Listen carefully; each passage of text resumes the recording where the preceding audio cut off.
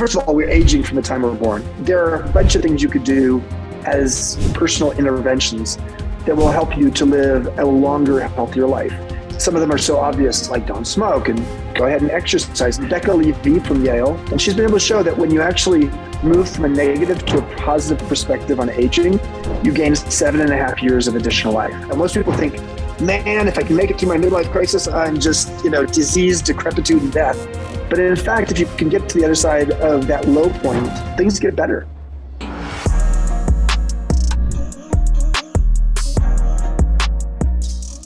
Hello there, fellow unlockers of your potential. So a little new twist, format twist here. I'm going to be doing some intros to the shows after I record them. So today, as the first one of these, I'm excited to introduce a conversation that I just had with a gentleman named Chip Conley. Chip is the founder and CEO of Modern Elder Academy, which is the first ever midlife wisdom school. He's also a New York Times Best Selling Author of a book called Wisdom and Work. I think that was his 5th book. He's a pretty prolific writer. Professionally, his big business maneuver in his life was founding, at one point, the second largest chain of boutique hotels in the United States. It was called Joie de Vivre Hospitality, which I believe he sold to Hyatt. And then he transitioned to becoming the head of hospitality and strategy at Airbnb, where he developed this modern elder concept where, admittedly, he was kind of the first guy that they brought into Airbnb that had hospitality experience. But strictly speaking, Airbnb is not a hospitality company. I guess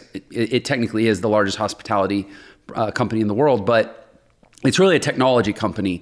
And it was not so much his deep knowledge of hospitality that gave him value in that environment. It was really more of his modern elder sort of statesmanship and wisdom and mentorship and guidance that he was able to provide these young 20-something founders of Airbnb. And from that experience grew this concept of the modern elder and this accumulated midlife wisdom in creating both a school and sort of a framework for how a person shares their midlife wisdom. And as you'll hear in the episode, Chip is somebody that I actually had started following before I even knew he was coming on the show, because I was just so intrigued by this concept of the sharing of wisdom in the middle of life. And what I love about this conversation is Chip is really doing the work to set the foundation of how to create a more meaningful, intentional, productive, youthful, and relevant back half of life, and really not thinking of, say, like where I'm at, in my 40s as the beginning of the end of something, but rather as the end of the beginning of something and a new beginning. And I think that's all I'm going to say about it. I'm going to let the conversation speak for itself. Hope you like this new format. I'll probably get more polished with it as I go. But until then, enjoy this wonderful conversation with Chip Conley. I'm 43. I can't change the past, but I've taken pretty good care of myself. But could I realistically extend this out another 80 years? Well, first of all, we're aging from the time we're born. Let's start with that. We're growing as well. We use the term old growth forest to describe redwoods, and we love old growth forests. We can't imagine old growth humans. Right. It's as if you're growing until a certain age, and then after that, it's just you're aging. Right. And aging is a terrible thing. And so, bottom line is this: there are a bunch of things you could do as personal interventions that will help you to live a longer, healthier life. Some of them are so obvious, like don't smoke and go ahead and exercise. But here's one that actually is shocking, and it actually has a bigger impact on a person's longevity and their health span than stopping smoking or starting exercising. Becca Levy from Yale, Dr. Becca Levy, has shown, and she had a book come out in April called Breaking the Age Code.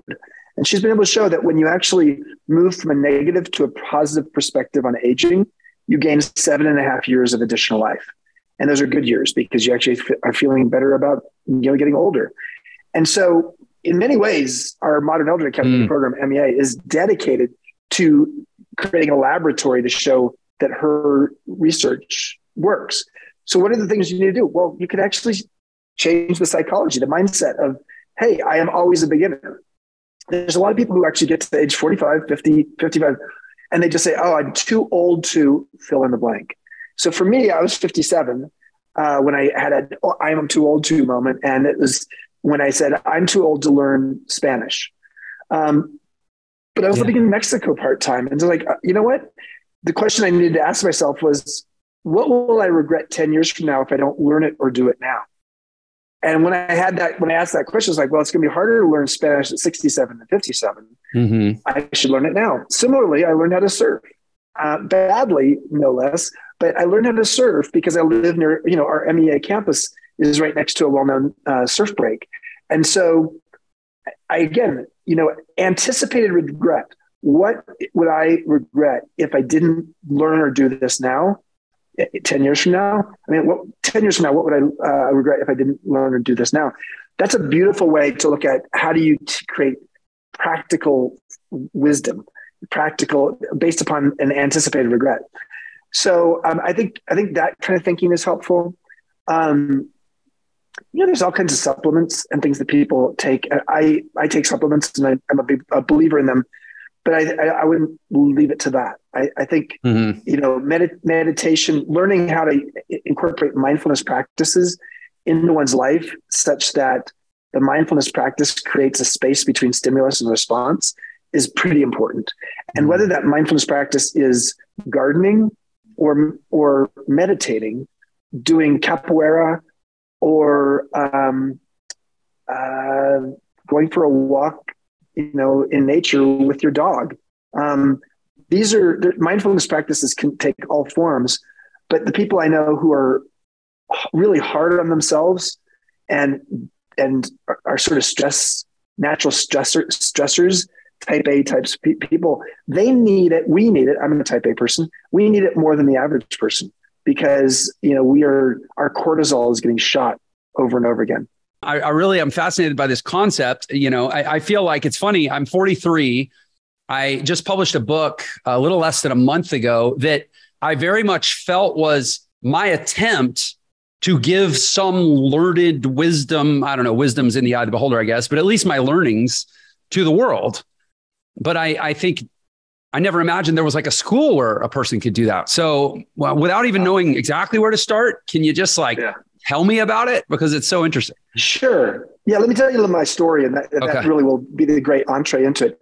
So at age 26, I started a boutique hotel company called Joie de Vivre, as you mentioned. It became the second largest boutique hotel company in the US. It was based in San Francisco. We had 52 boutique hotels around California, but we were only in the state of California. So if you've never heard, and each of the hotels had their own name. So you may not have heard Joie de Vivre, but you might have heard of, Ventana Inn in Big Sur or the Hotel Vitale in San Francisco. I loved doing that for 22 years. And then my last 2 years as the CEO of the company I founded, I hated. And so I had, what I was saying to my friends was a midlife crisis at that time. But what I really had was, what a guy named Bruce Feiler, who wrote a book called Life is a Transition. I had him on the show within the last month, actually. I love Bruce. We had a great talk. I love Bruce. He teaches at MEA in our online program on transitions. So long story short is Bruce calls it a life quake, as you know. Yeah. I had a life quake, but you also might call it a cluster. Excuse me. Can I say that here, Jeff? Okay. So it was just, I had a bunch of stuff happening all at the same time. And it was really hard. And I didn't really know what kinds of schools or tools that were available to me during that time. I got to the other side of it. I did have an NDE, a near-death experience from an allergic reaction to an antibiotic. And I also lost 5 friends to suicide, all men age 42 to 52 during the Great Recession during this time. So long story short is Chip Conley, my first introduction to midlife is like, hey, it deserves the brand it has, the midlife crisis. I sold the company. So that company is now called JDV and it's owned by Hyatt. And then I wasn't sure what was next to, and I was Robert De Niro in the movie The Intern with Anne Hathaway says musicians don't retire, they quit when there's no more music left inside of them. And that's exactly how I felt. I wasn't a musician and I didn't have music inside of me, but I had something. I would never have called it wisdom back then. Lo and behold, a couple of years after I sold my company, I got a call from the 3 young founders of Airbnb. They had this little tech startup that was starting to grow global, but they didn't have anybody in the company with any hospitality or travel industry background, nor frankly, many people who had ever been an entrepreneur. So I was 52, average age of the company was 26. I joined the company as the mentor to the founders, but I was also reporting to Brian, the CEO, who I was mentoring, and he was 21 years younger than me. So long story short is I ended up spending 7.5 years in the company, helping Airbnb become the most valuable hospitality company in the world. And 4 years full-time, 3.5 years as a very active strategic advisor. It was during that time I started to realize that there's a difference between knowledge and wisdom. I had never really seen that before. And it was the founders who said to me about a month or two into working with them, Chip, we hired you for your knowledge, but what you really brought us was your wisdom. And I was like, wow, I never really thought there was a difference. But then they also said, Chip, you're a modern elder. And I said, I don't like that. I don't want to be a modern elder. Right. They said, you know what, Chip, a modern elder is someone who's as curious as they are wise. And you happen to be twice the age of everybody here, but you're not like some old fogey. You're like, you've never worked in a tech company before. So you're like learning the tech business while you're mentoring us about entrepreneurship and leadership, et cetera. So long story short is, when I started writing my 5th book, which is called Wisdom at Work, The Making of a Modern Elder, that's when I had this, brainstorm one day at my beach home in Baja, an hour north of Cabo San Lucas. As I was going for a run, I had a Baja aha. And that was like, why don't we have midlife wisdom schools? Why don't we have a place where people can come and cultivate their wisdom? I have one last thought, Jeff, and then I'm going to go back to you. When you use the word wisdom, or anybody uses the word wisdom, it sounds very abstract. But let me tell you one specific thing I started doing at age 28, and I've done it. I'm almost 62 now, and I've been doing it a long time. Every weekend, starting at age 28, I was 2 years into being CEO of this hospitality company, and we were in a lot of trouble as a business. And I was like, oh man, I feel so dumb. I feel like I'm not really I'm not doing a very good job of leading this company. So one weekend, I actually took an old diary off the bookshelf that I'd never used. And I made a note on the front of the notebook saying my wisdom book. And so my wisdom book was really this idea that somehow I was going to pour my wisdom, whatever I had, into this book at age 28. And the thing I did every weekend for now over 30 years is I sat down for 15 to 20 minutes and I put together a series of 4 to 8 bullet points of what did I learn that week? What did I learn this week? And it was my way of actually metabolizing my experience. And to metabolize experience is a form of wisdom. To really take in and accelerate a learning, a lesson, and to actually then be able to understand it moving forward is part of what wisdom's about. So you can do it at any age. It doesn't have to be somebody my age. You can start doing it in your 20s. Man, I have a lot of different threads spooling in my mind right now. First of all, I'm a huge word nerd.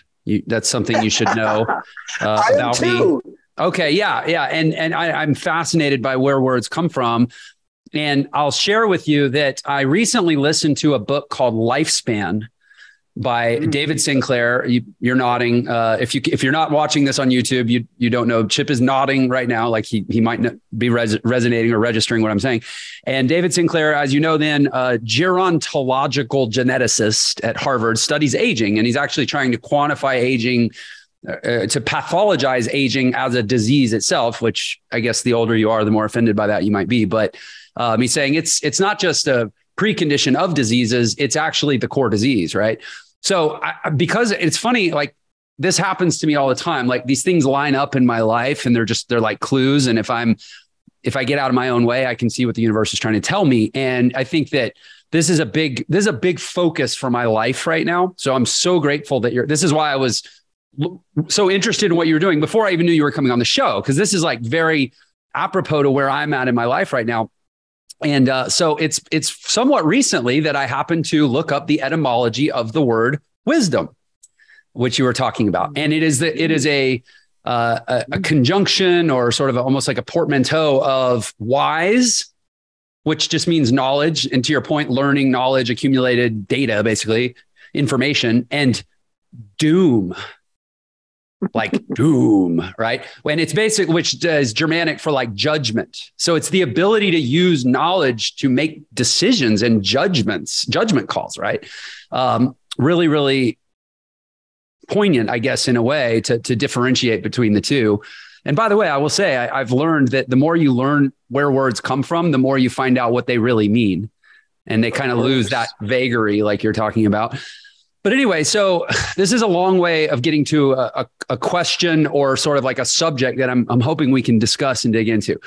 Because of this journey that I've been on and all these clues that the universe has been giving me, and really kind of being at my own, call it midlife moment, and then reading Lifespan and realizing that, frankly, within our lifetimes, the idea of 80 or 85 or whatever we think of as kind of the finite bookend of life, or at least high quality life, that number is actually becoming a lot more malleable and discretionary based on the choices we make along the way. Right. And I think I feel like sure life is being reframed right now. So it is. Let's do a little math exercise. So Jeff, you're 43, correct? Yes. So you have 25 years of adulthood behind you. 43 minus 18. Right. Adulthood starting at 8.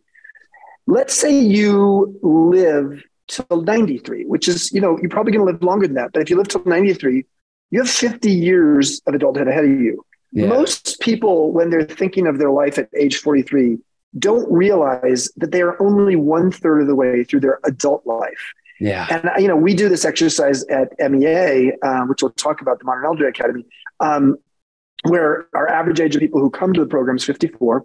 We've had people as young as 28 and as old as 88. And the average age that they think they're going to live till is 90. And the funny thing about that is 54 is halfway between 18 and 90.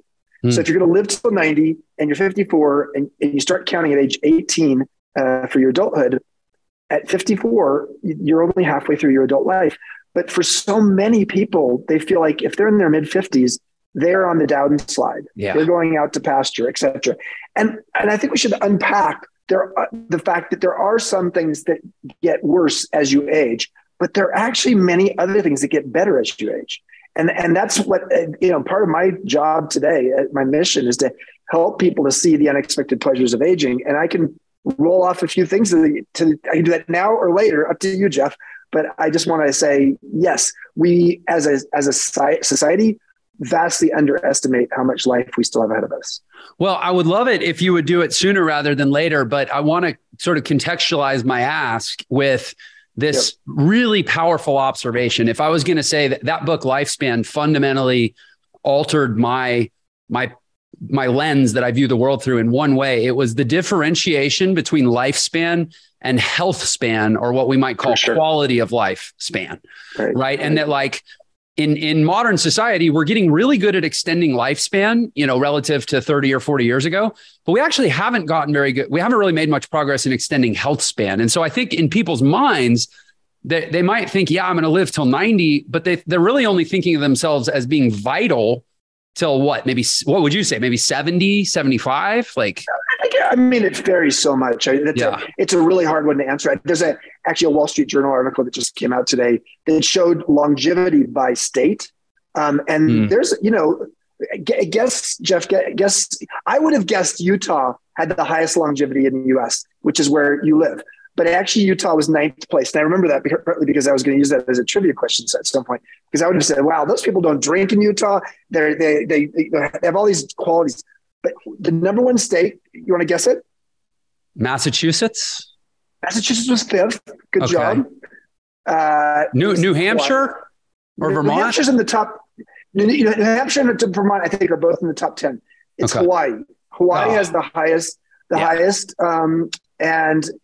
and the lowest was fascinating. I can't remember what was the lowest, but it was basically the American South. Yeah, I was going to say it's probably Alabama or Mississippi. But there's like Georgia, a 10-year age difference. There's a 10-year age difference between them. And so if longevity in Hawaii is 81 and it's 71 in Mississippi, for example, people's health span in Hawaii tends to be longer. Partly because it's an outdoor culture. It's a place where people, frankly, eat a little lighter than in the South, for example. People people are on their downslide after about age 50 in the South. Now that's a gross generalization, but so the health span for people in the South, because of eating patterns and to some degree just obesity and lack of exercise, is a big issue there. So hard to generalize. So okay, then having sort of framed the question that way, where we're not talking just empirically about how many years you don't die. We're talking about how many years you live well. Then I would love if you would, as you suggested, talk about things you can do to really start to maximize your experience of call it the backside of life. Yeah. So let me unpack two things. Let's talk about the blue zones for a second. Dan Buettner, who's on faculty at MEA. So he's the one who actually really framed the idea of blue zones, looking at 5 places in the world that people's longevity was much longer. And Healthspan, it's not just lifespan, but Healthspan was great in these places. Some of the key qualities of blue zones areas in the world are they tend to be lighter. They have a thoughtful diet. They don't tend to eat too much, meaning that they're sparing in terms of their portion sizes. Not something we're used to in the US, although there was one place in the US that was on this list. It was Loma Linda, California, the center of Seventh-day Adventist life. And that's probably because they don't drink, they don't eat meat, etc. And it's a very strong community. So some of what actually leads to the blue zones phenomena is just health and wellness, nutrition, sleep, drinking, alcohol, etc., or lack of that. Secondly is community. And this is probably the most important one, is in these places where people are living to 100, like 1 out of every 7 people lives to 100, which is way more than most of the world. Generally speaking, they have a deeply embedded community of connection. And then thirdly is purpose. So purpose is a really important North Star for people to have a good life. Because if you get up in the morning with a sense of like why you're here on earth, you tend to be more engaged with things. Now let me talk about some of the other thing I was going to unpack was the things that actually get better with age. Now, of course, our short-term memory gets worse with age. Starting around 30 or 35, every passing year, it gets a little bit worse. But what gets better with age is holistic thinking, thinking systemically, being able to connect the dots. Highly recommend Arthur Brooks's book, From Strength to Strength. It was the #1 New York Times bestseller. He's actually also on our MEA online faculty. And he basically showed that when people actually, there's something called fluid intelligence and crystallized intelligence. Fluid intelligence is being focused and you move things fast. And as you're younger, your brain works that way. But as you get older, you said fluid, like FLUID, fluid intelligence. Yes, okay. Yes, fluid intelligence. As you get older, you're able to more adeptly move from left brain to right brain. It's like you have 4-wheel drive of the brain. And that allows you to think more holistically, systemically, and connect the dots. So that's one thing that gets better with age. Emotional intelligence, EQ, grows with age. IQ does not. The desire to just like live your own life without worrying about what everybody else thinks about you markedly changes around 45 to 50. The U curve of happiness, social science research, very, very conclusive across all cultures, has shown that the low point in life, I hate to tell you this, Jeff, but you're sort of precocious, you're probably ahead of the game, is 45 to 50, with the exact low point being 47.2. Your mileage may vary. And actually, with each passing decade after 45 to 50, people get happier. So happier in 50s than 40s, 60s than 50s, 70s than 60s. Why? So why are people getting happier as they get older? Partly it's because just when they get comfortable in their own skin, it starts to sag. So they sort of understand themselves a little bit more. Mm-hmm. Partly it's because they actually know what they like and what they don't like. And they're better at editing and who they like and don't like. And they're better at editing their lives. Partly because they feel less compartmentalized. When we're younger, we have so many different things. We have a lot of plates spinning. And there's sometimes a sense that like, man, my life is just so scattered. And when you're 45, it's normal to feel that way. When you're 55, you're starting to feel less of that. By 65, you don't feel it quite so much. And you have something called time affluence as opposed to time poverty. So I could keep going on, but there's the part that's fascinating is most people don't know. Most people think, man, if I can make it through my midlife crisis on the other side of that, I'm just, disease, decrepitude, and death. But in fact, if you can get to the other side of that low point of between 45 and 50, on average, again, not everybody's lives are exactly like this. If you can get through that, things get better. So it's interesting as you're talking, I'm thinking about life. The fundamental belief about adulthood, right, is that you kind of have these 10 to 20 year bookends, right? You have childhood, and you have what I think most people think of as like the decrepitude part of old age. Maybe I'm going to hang on for 10 years longer than I wish I had, so to speak. Right. And in between that, you've got, like you said, maybe 40 or 50 years, right? And people think of that as like one cycle, or what, it's kind of one singular arc, right? I'm on my career ascension. I'm making my place in the world. I'm having my family, I'm procreating, I'm planting my stakes in the ground. And then I kind of crest, and then I'm like transitioning, like you said, from fluid intelligence to crystallized intelligence. And my experience of it changes, but I'm basically now on a downslope that's going to end at the bottom. And I've been really thinking a lot, and I want to get your perspective on this, that like, based on where science is, and even more than science, like to your point, based on where I think psychology is, that's sort of an old fashioned view of life, is like one singular arc. And I'm 43. I'm getting to the place where I have some latitude financially, in terms of my time commitments, my kids. I have 4 kids. 2 of them are over 18 now. And it's like, could I realistically make my plan for my 50s? Like, I've always loved, and I actually want to run this by you. I want you to tell me if you think I'm, on the 0 to crazy scale, where is this? I've always loved like mathematics and physics, but I never had time to go there. Right. I was like a math minor for like 1 semester in college. And it was just like, I don't have time. I got to do something else. Could I get to a place where in my 50s, I was like, I'm going to become a professional caliber theoretical physicist. And I'm going to do in my 60s and 70s what most such people do in their 20s and 30s. So I would give you, on a 0 to 100, I'd give you a 75 on that, meaning 100 being yes, right on, no obstacles. So why a 75? So generally, I would say thumbs up. It's a great idea. The reasons I would say thumbs up on it are the following, and then I'll tell you what are the thumbs down on it. Thumbs up is like, the idea of finding something new as a passion to learn, whether it's, on the side for fun, or whether it's a new career. It's huge for longevity and for health span. Peter Drucker, the famous management theorist, right, famously wrote 2/3 of his 40 books after age 65. Every 2 years, he would study a new topic that he didn't know anything about, that had nothing to do with being a business school professor. But he did it because he saw curiosity as the elixir of the brain. So let me start by saying, yes, becoming a beginner over and over again is a good thing. Actually, having the time and space to dedicate a lot of time and potentially go and do a master's, a PhD, whatever it is, that's good too. Very good. And there's a woman named Mary Catherine Bateson. She says that we need to learn in midlife what to do with our midlife atrium. She says that in midlife, which she was considering generally 45 to 65, it's not like you have with the additional longevity we have 30 years of additional longevity in the last 100 years. Mm-hmm. We've added 30 years to the lifespan, which is crazy.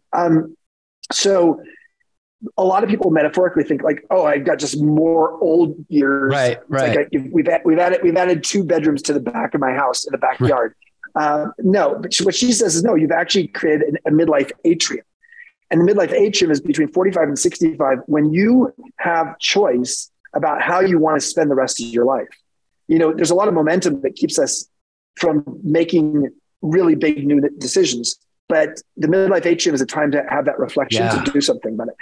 So let me say this. What's the negative of the scenario you put together? The negative would be this, is that the topic you have chosen, which is maybe theoretical math, pretty fluid. It's got a lot of fluid intelligence attached to it.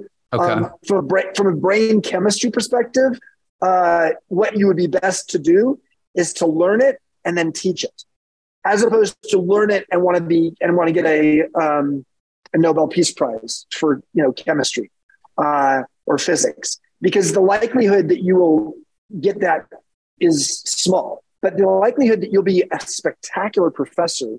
For those who want to read a short version of what's his name's book I just talked about, From Strength to Strength. Arthur Brooks, you said? David Arthur Brooks. Yeah. So he wrote an article in the Atlantic in June 2019, which said, your professional decline is happening sooner than you think, much sooner than you think. And it talked about, the fact that there's some careers where there's an expiration date on those careers. And then there's other careers that get better. And any careers that relate to teaching or synthesizing ideas and bringing ideas together, or collaborating with others, you get better at that as you get older. So those are the qualities I would say to consider.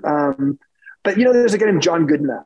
John Goodenough got a patent for some kind of electric battery design at age 91. And so anybody who wants a little bit of inspiration about the fact that you can become a great scientist later in life, do a Google search for John Goodenough.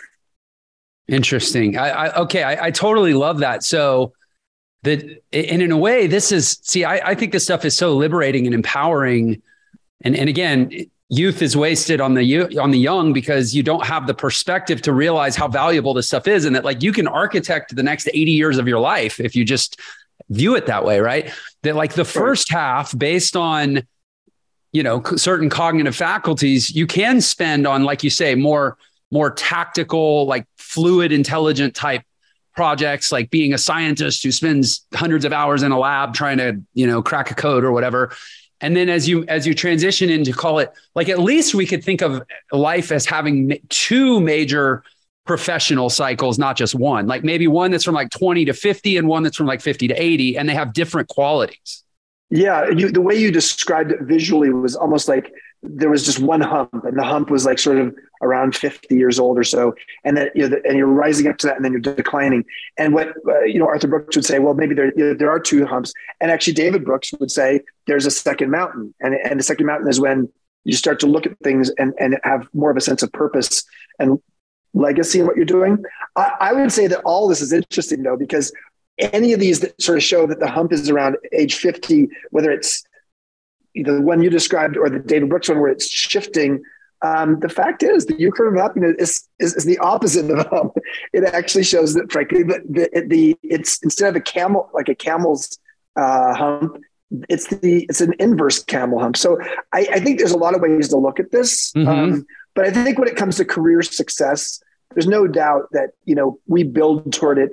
And often, frankly, from a financial success perspective, around age 50 is the highest earning time of our year, of our life, not necessarily in terms of wealth building or, making money on investments, but in terms of actually an income from a career or a salary.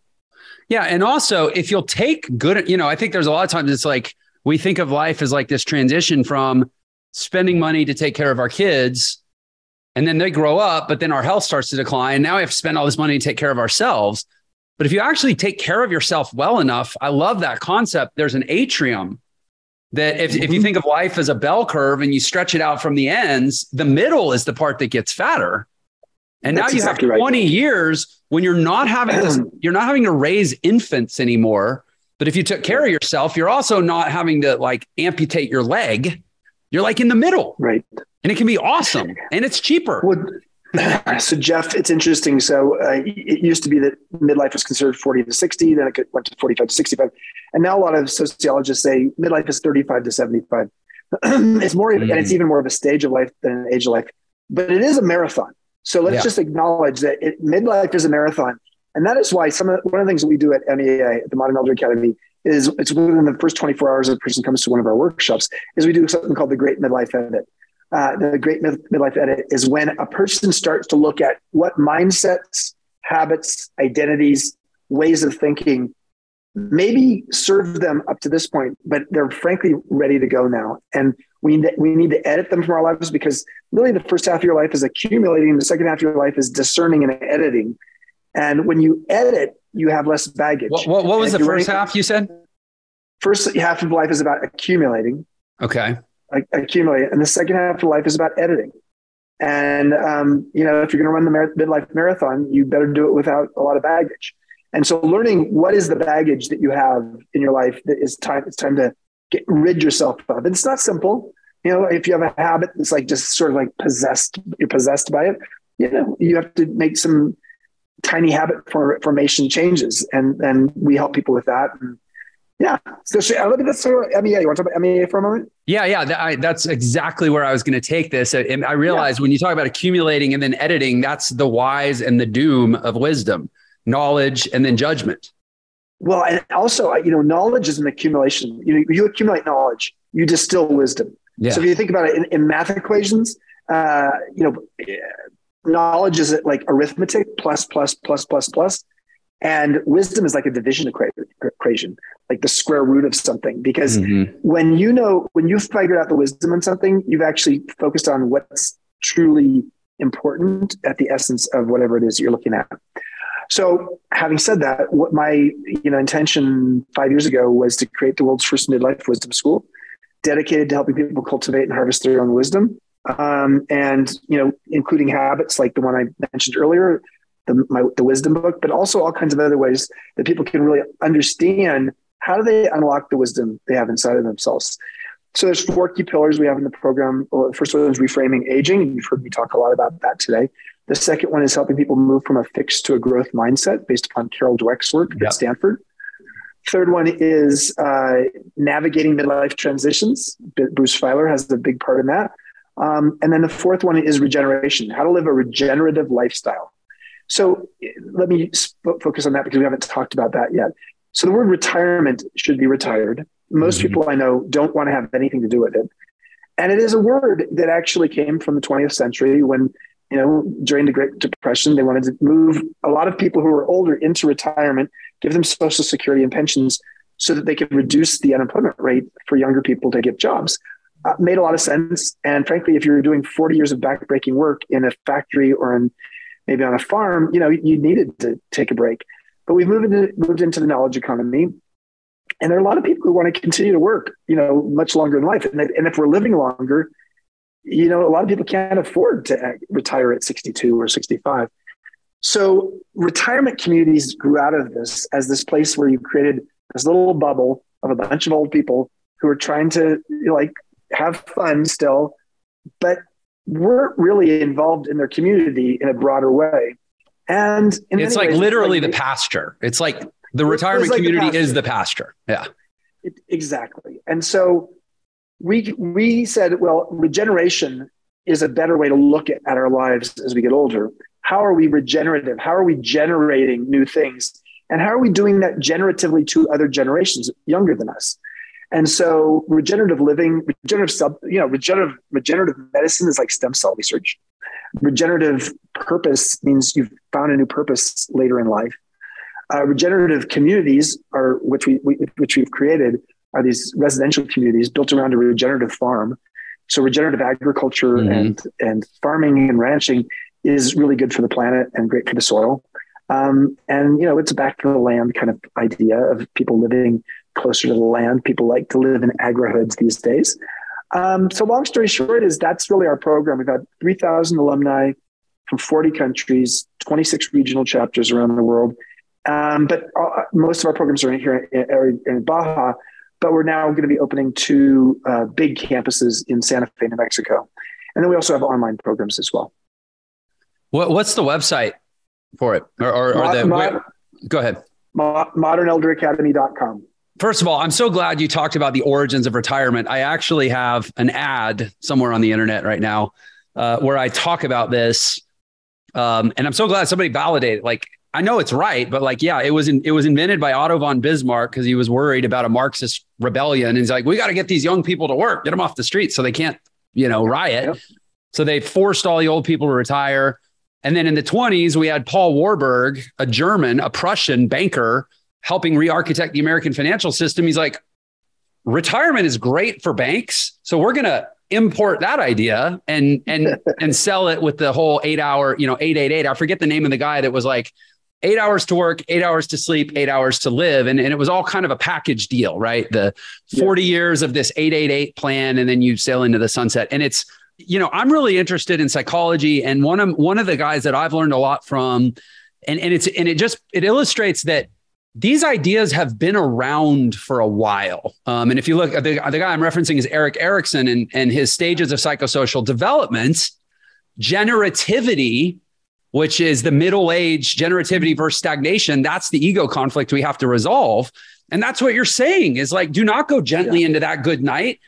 Generate. That's the whole point of that age. And this is why I get so fired up, is it was literally a institutional financial agenda that scrapped the way humans are supposed to work and installed something in its place that I think destroys so much human potential in the latter half of life. So in the year 1900, 78% of men, because they only surveyed men, 78% of men were still working. So in 1900, 78% of men 65 years old were still working.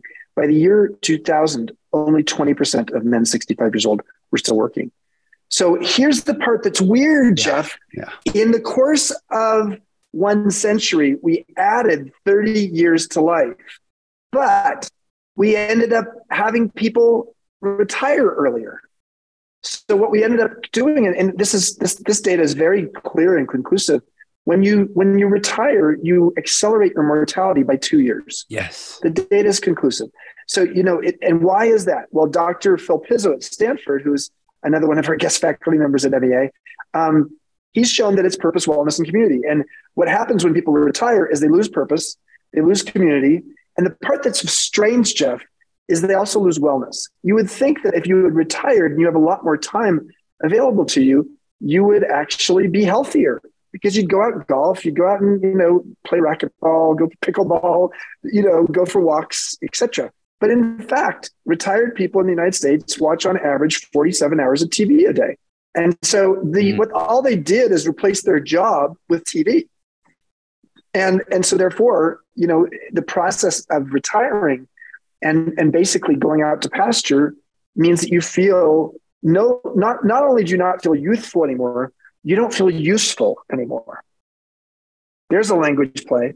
Yeah, I love that. Oh, trust me, I'm taking, the reason I'm over here chatting, typing, I'm taking notes. This is such a rich conversation. And again, my instincts were good to, like I said, go dig deeper into your world, because you can tell like, this is totally where my head has been for the last period of time. I'm impressed. I'm enjoying this because, most people don't even know who Eric Erickson is.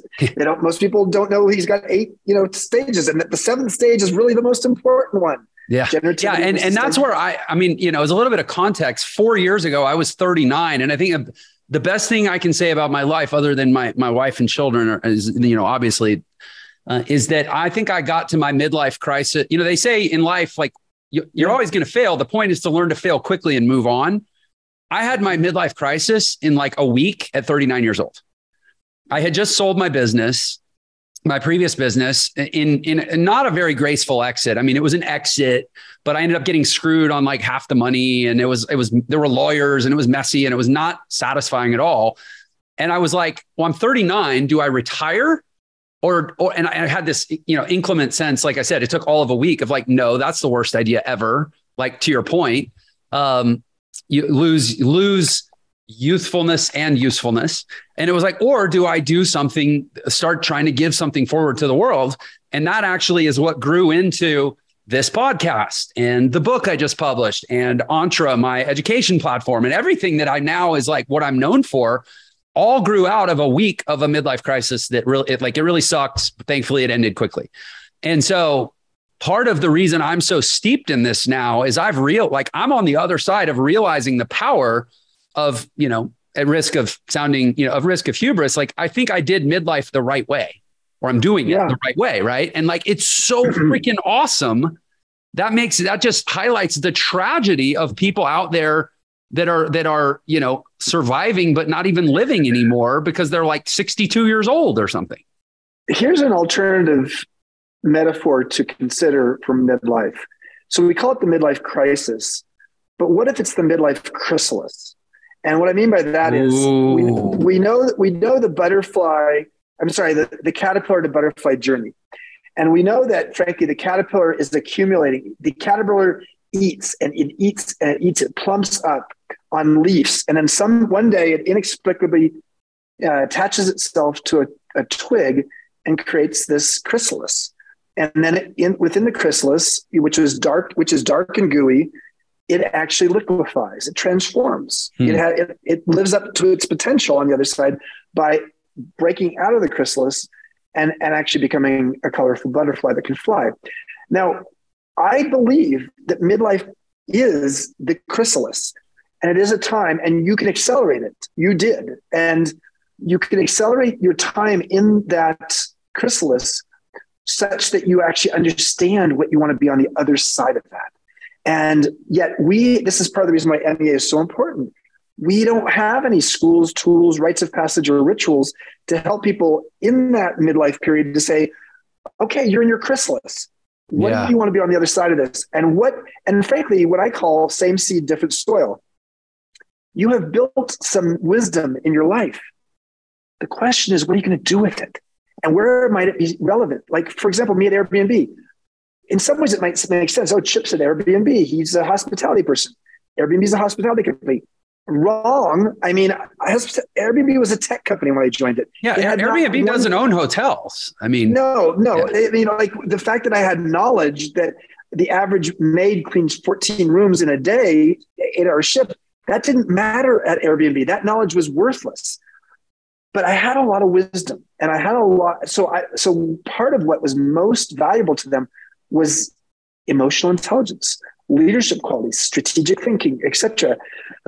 So long story short is, it is in that chrysalis that we have the opportunity to have our midlife atrium to imagine what do we do with the wisdom we have tapped into, and then we might apply it in very new ways. So talk to me. I know you have to go in about 5 minutes, and I understand that, and I won't be too bitter about it because I'm loving this. But in those last 5, can you talk a little bit more about what is the actual student experience at Modern Elder Academy? I think we've made the case for it, but like, somebody goes to your website today, what can they expect to happen over the next year if they really lean into it? Well, they lean into it. Let me say on the other side of it, you're part of a community, and there's 26 regional chapters, and it's not like you just go to a workshop and then it's over. And you have usually 20 to 24 people in your workshop. You get to know everybody really well. It's a week long. But I would say, the curriculum pillars I talked about earlier are very relevant here, but it's very experiential. There's no PowerPoints. There's no handouts. There is the 160-page workbook that we go through, but we don't even go through that completely. What we do is we use nature as a teacher as well. So let me use an example. You're in Utah. Sometimes people stack rocks. Now, sometimes they stack rocks just as a precautionary method, but sometimes people, like, you just take a vertical rock and you stack it on another larger rock. That process of rock balancing, a singular rock and another one, has so much to do with mentorship. We call it mentoring stones. Because the process of actually being present for that rock and then moving it around, what you're doing is you're creating a divot in the bottom of the rock.